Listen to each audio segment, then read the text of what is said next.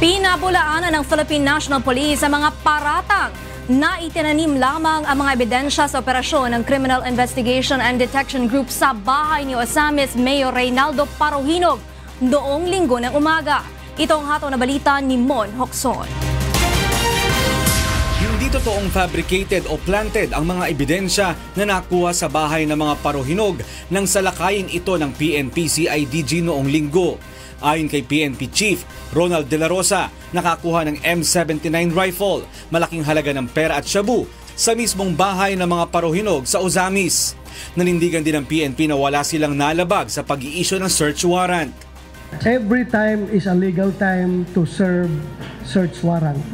Walang sinabi doon sa search warrant na kailangang i-serve mo yan only during office hours.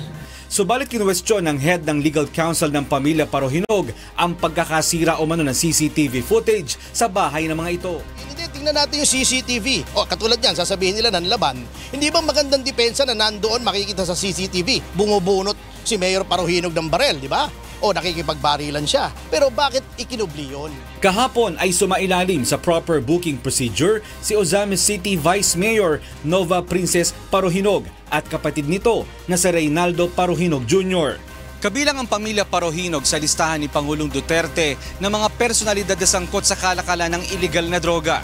Ayon kay PNP Chief Ronald De La Rosa, mas lalo nilang paigtingin ang kampanya laban sa iligal na droga at papanagutin ang mga narco-politicians na ayaw huminto sa kanilang masamang gawain.